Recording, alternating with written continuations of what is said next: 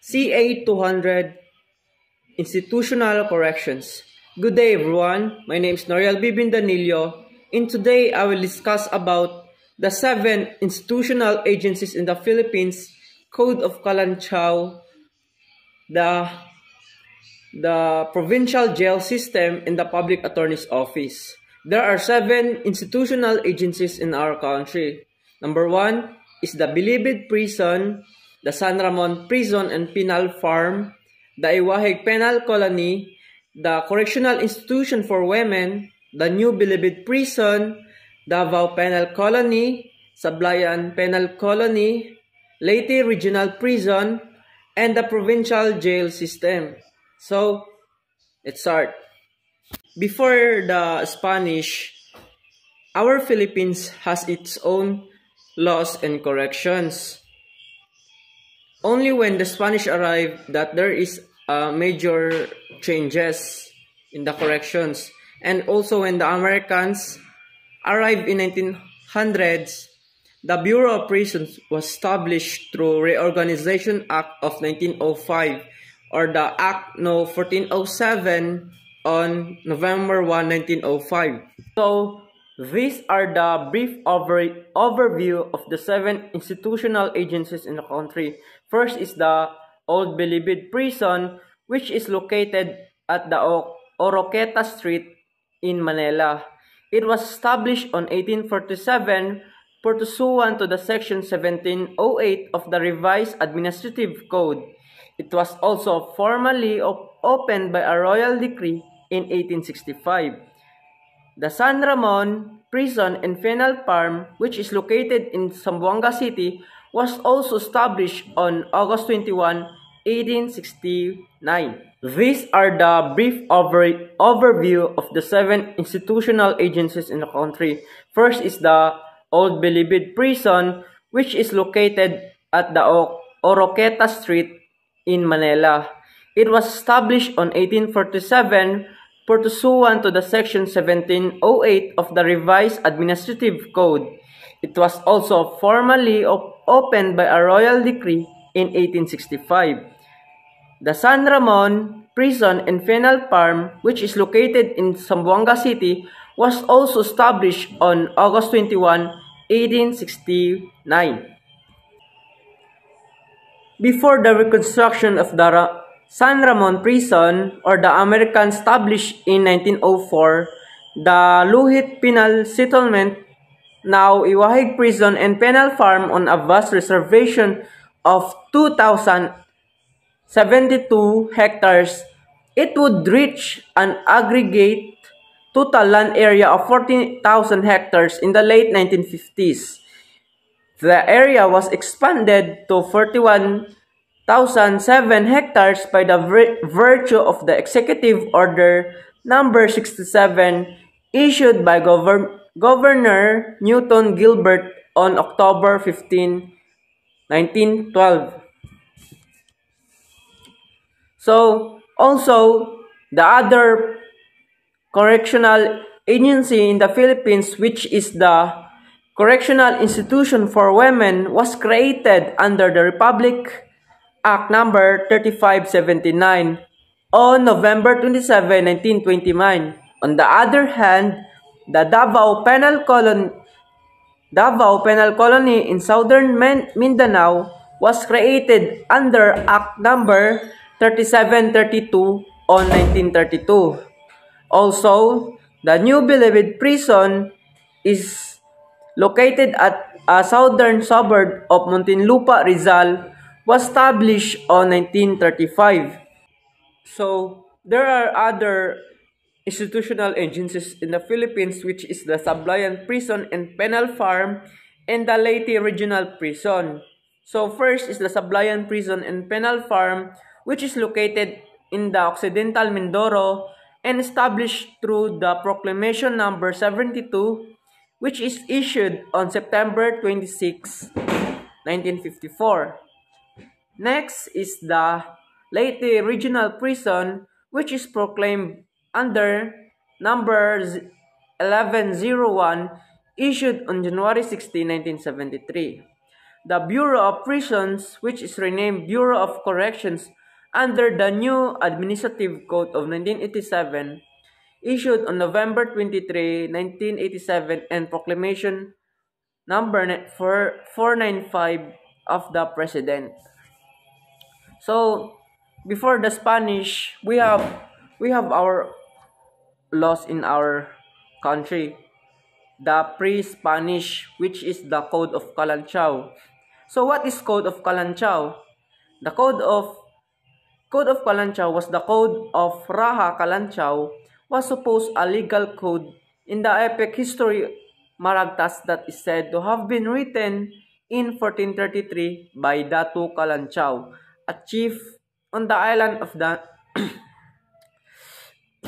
Negros in the Philippines. So there are 18 laws in the Code of Kalanchaw. First is the Article 1, which states that you shall not kill, neither you shall not steal, neither shall do harm to the aged, lest incur the danger of death.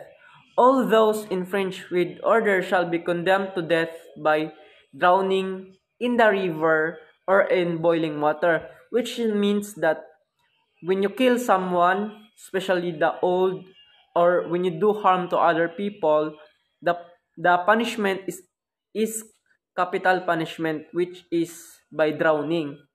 In Article 2, which states that you shall obey, let all your debts with the headman be met punctually. He who does not obey shall receive for the first time 100 lashes. If the debt is large, he shall be condemned to thrust in his hands a boiling water thrice for the second time, and shall be beaten to death. So, which means that in Article 2 states that if dili nimo bayaran ang imong mga utang, ang first offense nimo is lashes ka or bunalan. Pag second offense na pud nimo is ang imong kamot is sunugon. And final offense, pag di ka mobayad sa imong utang is beaten to death. It means ang sakitan ka hantod mamatay. So also in the other hand, Article 3, obey you, let no one have women that are very young, nor more than he can support, nor he can be given to excessive loss. He who does not comply with obey and observe this shall be condemned to swim for 3 hours for the first time, and for the second time to be beaten to death with a sharp thorn. So, ang first offense is palangoyon ka for 3 hours, and the second offense nimo is you will be beaten to death with a sharp thorns. In Article 4 also states that observe and obey, let no one disturb the quiet of the graves. When passing by the caves and trees where they are, give respect to them.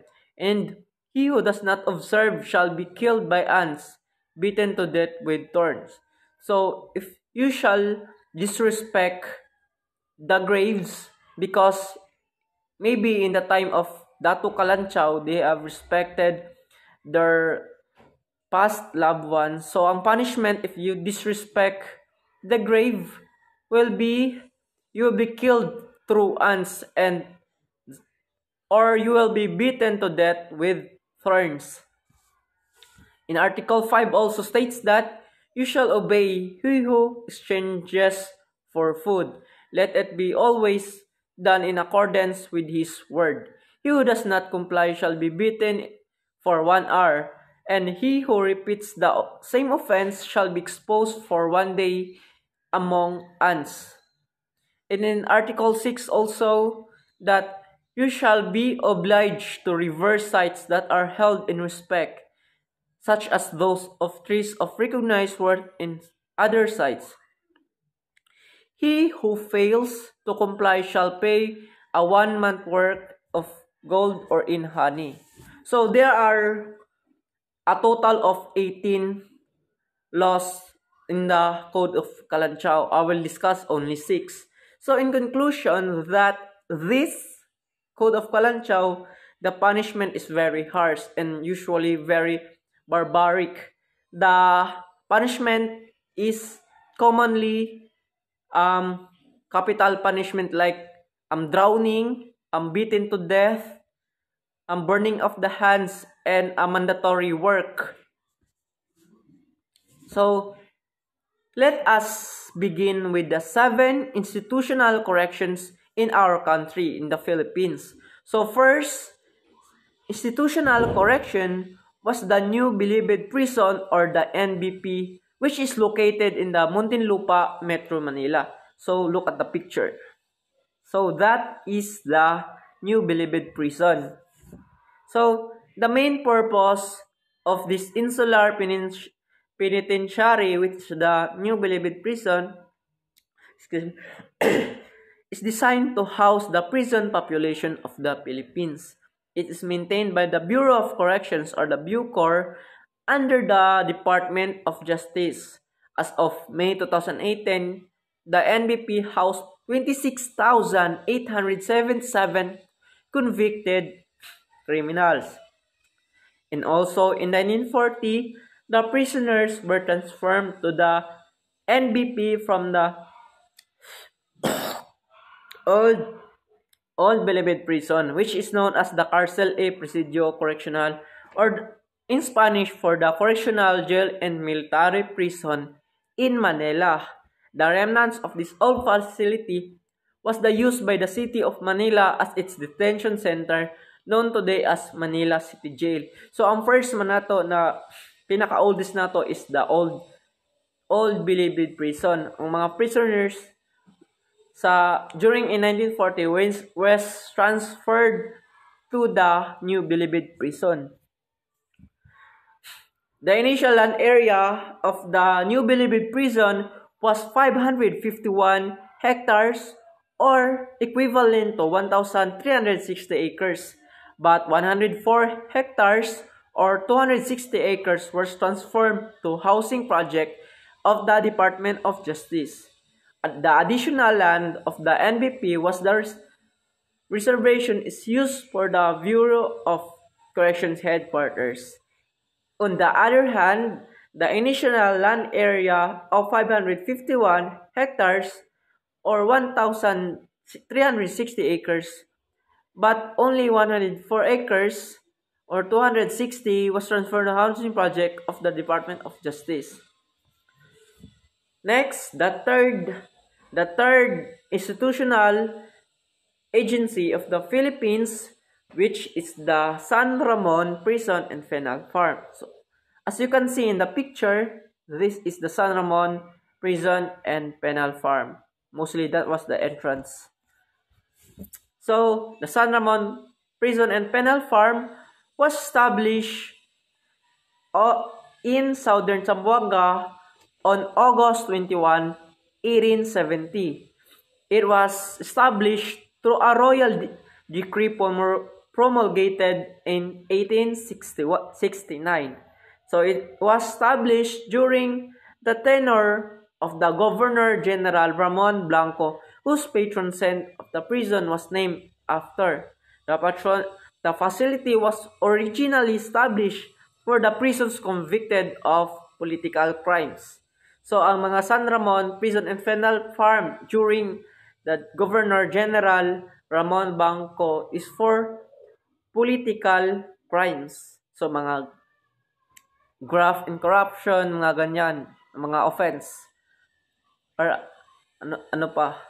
And it is the San Ramon Prison and Penal Farm is also considered as the oldest penal facility in the country. Prisoners in the San Ramon were required to do agricultural work. During the Spanish-American War in 1898, the prisoners of San Ramon were hastily released in the buildings destroyed. So, na-destroyed ang prison na San Ramon during the Spanish and American War. And also, in 1907, the American administration re-established the prison farm. In 1912, General John Pershing, Chief Executive of the Department of Mindanao and Sulu, classified the institution as a prison and penal colony therein confined people sentenced by court under jurisdiction. So the prisoners were magtatrabaho sila in coconuts, rice, corn, papaya, and other crops were also cultivated since it is a penal colony. So also on November 1, 1905, the Reorganization Act of 1407 was approved, creating the Bureau of Prisons under the Department of Commerce and Police. So this is on November 1, 1905, integrating the old Bilibid Prison, San Ramon Penal Colony, and Iwahig Penal.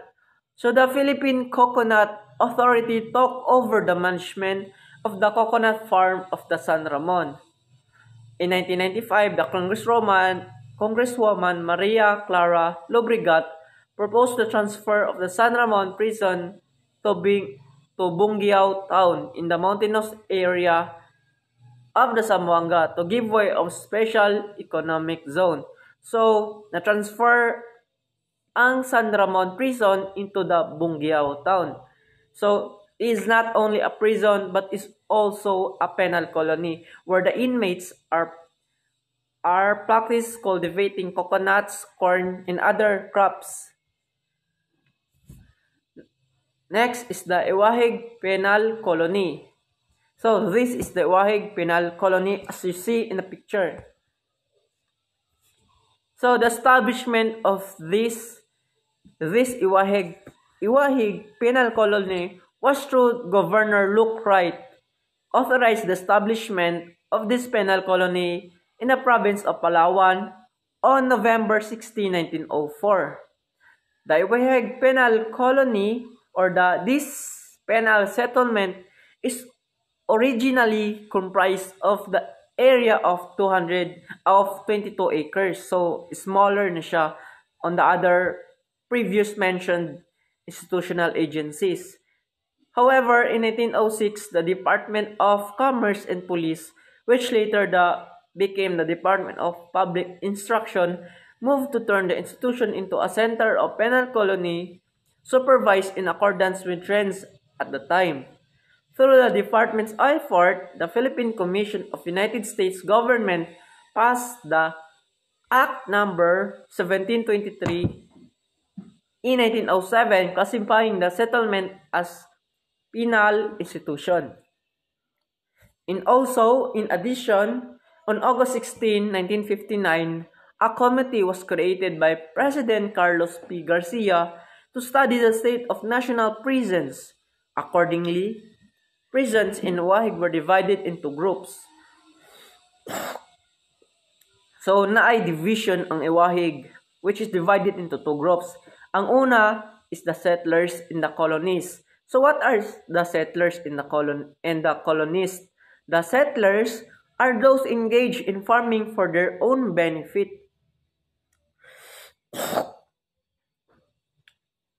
Excuse me. So, the settlers, nag-cultivate lang sila og crops for their own good. But, the colonists is those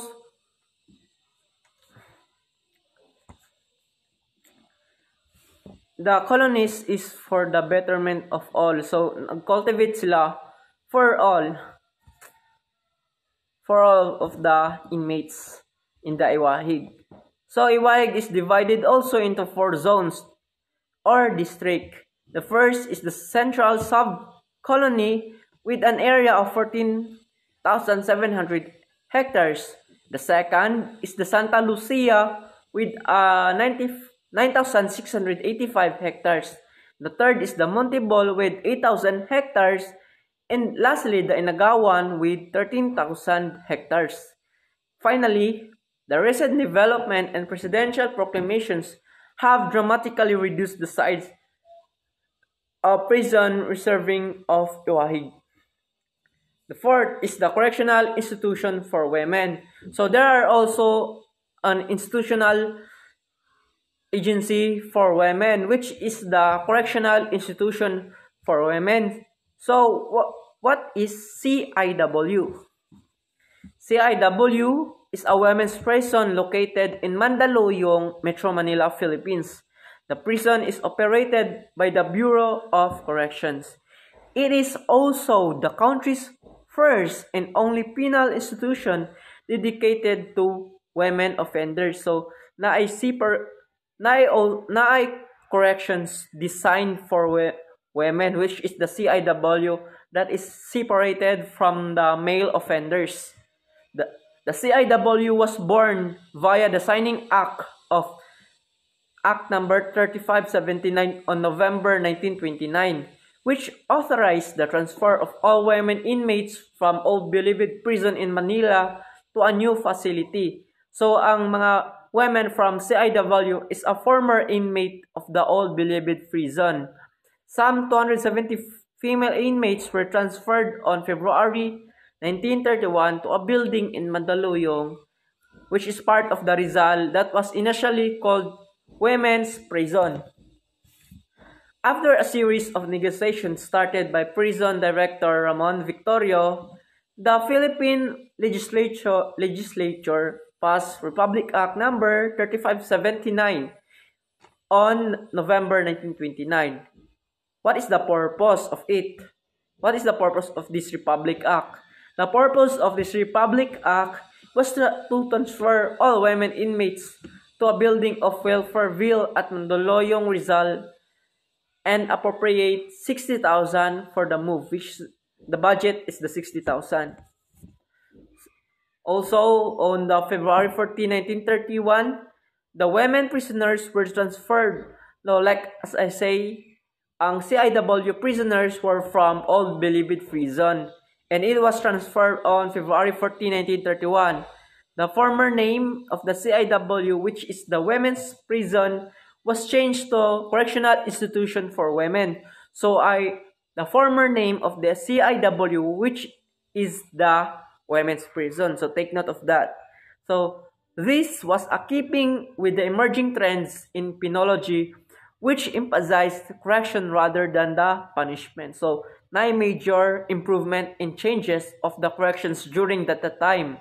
Convicts were brought back into social mainstream, adjusted, and rehabilitated with a better outlook in life. So, these they are criminals. They are treated as criminals, but they are teach to become a law-abiding citizen again.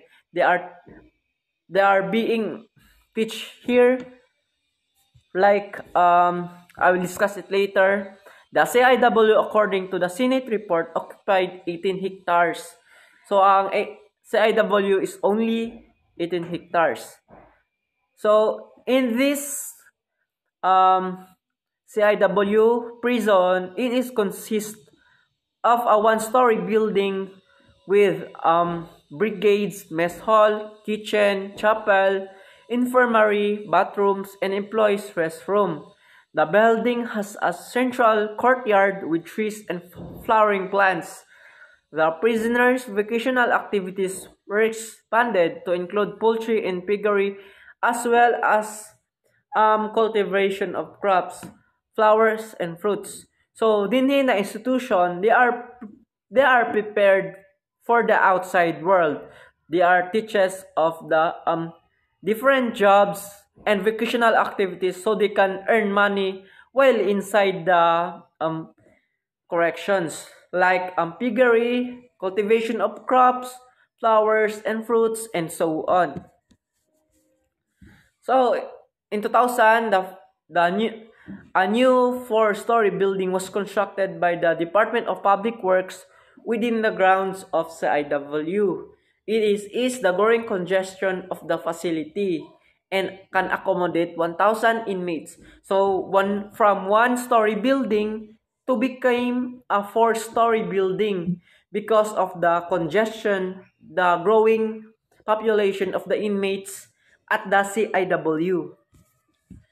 So, and finally, the CIW's approach to the rehabilitation involves religion, education, livelihood, and social skills, all of which are needed for the inmates' preparation for their release. So during the institution is they are molded to become a new law-abiding citizen again. They are teaches in the religion, education, and livelihood and social skills.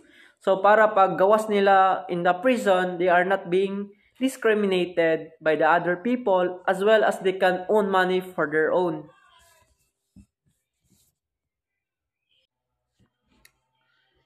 Next, next is the correctional agency, which is the fifth is the Davao Penal Colony. So what is Davao Penal Colony? It is the first settlement founded and organized under Filipino administration. So the correctional institutions which I mentioned earlier was founded by the Spanish in the American occupation. Originally had an area of approximately 30,000 hectares in the districts of Panabo and Tagum, Davao del Norte. It is formally established on January 21, 1932 by the virtue of Act No. 3732. This act authorized Governor General to list or sell the lands, buildings, improvements on San Ramon Prison and Iwahig Penal Colony. It is also granted authority of the Secretary of the Justice to establish a new prison and penal colony in a suitable public land. A budget of 500,000 pesos was allocated.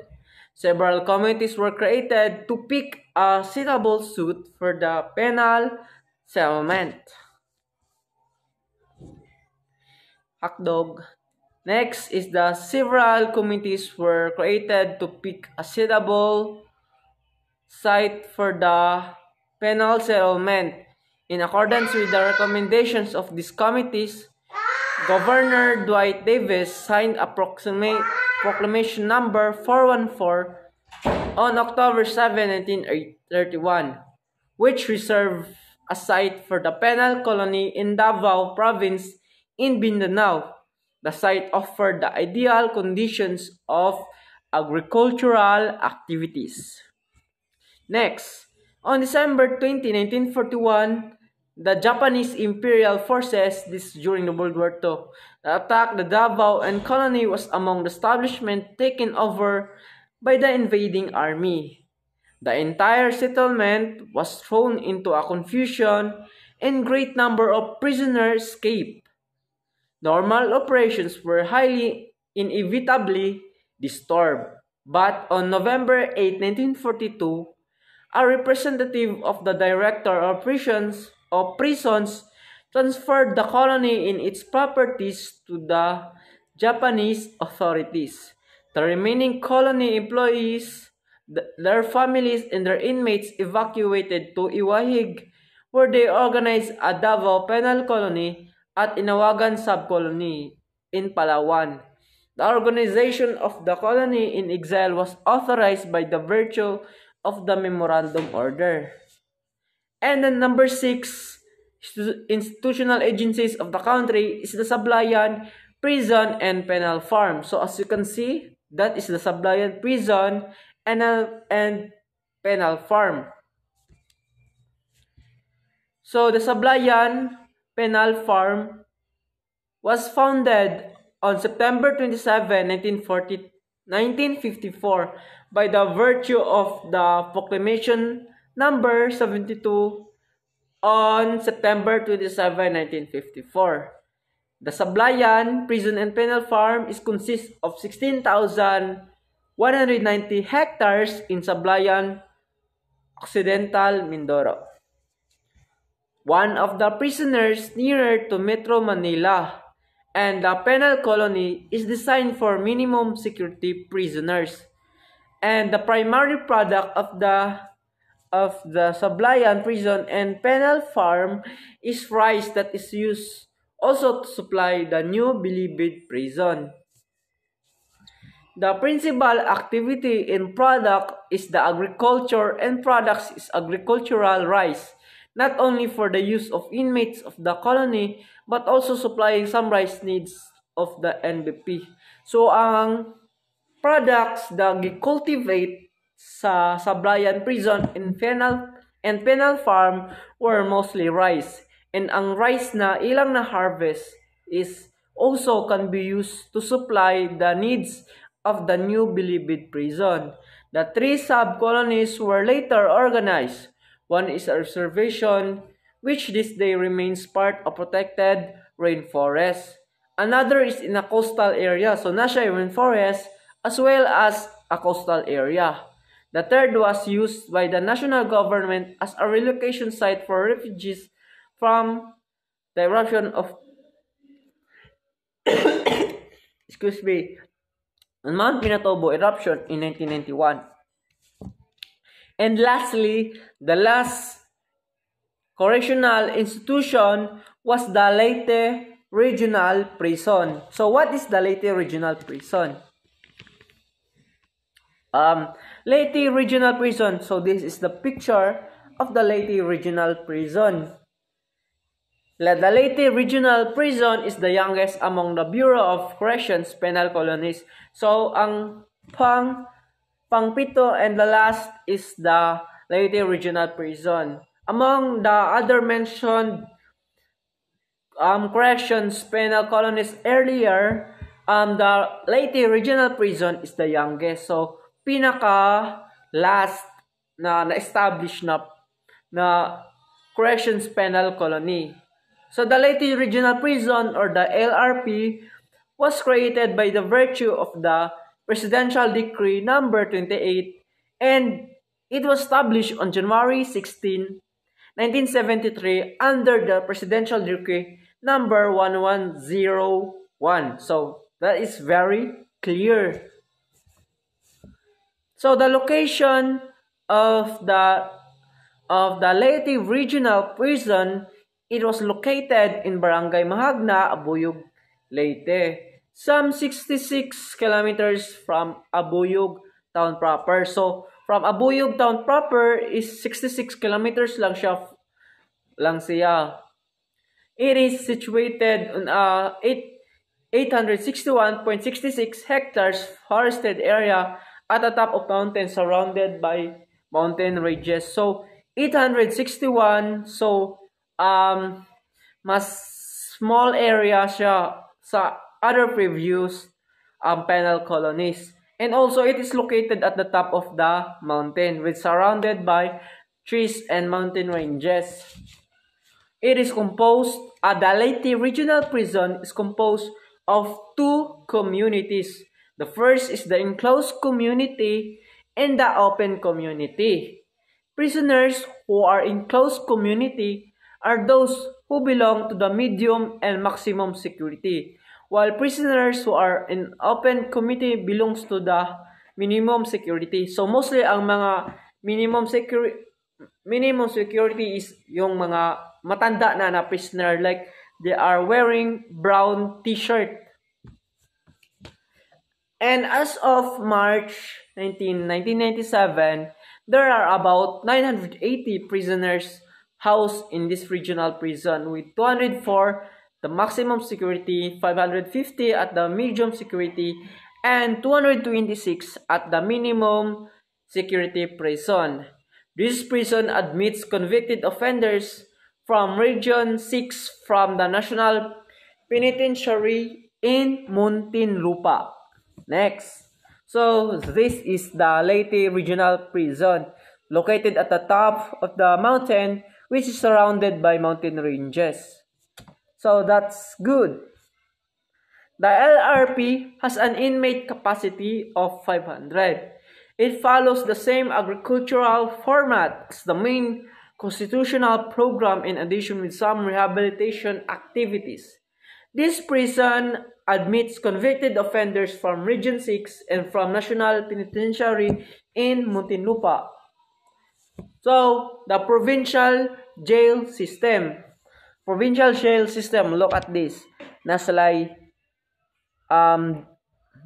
they are providing health services, education, religion to the offenders. provincial jail system was the first established in 1910 under the American regime, supervised and controlled by the provincial government and headed by the provincial jail warden. The sub-provincial jails. The sub-provincial jails. There are 21 sub-provincial jails, and it was also established and constructed by the provincial government to house prisoners whose prison term ranges from 6 months and 1 day to 3 years, and inmates undergoing court proceedings, so prison mayor. So, there are treatment programs in the correctional institution. The first is the prison education, the cornerstone of the rehabilitation. It is the process or the result of the formal training in schools or classrooms intended to shape the mind and attitude of prisoners toward a good living for their release.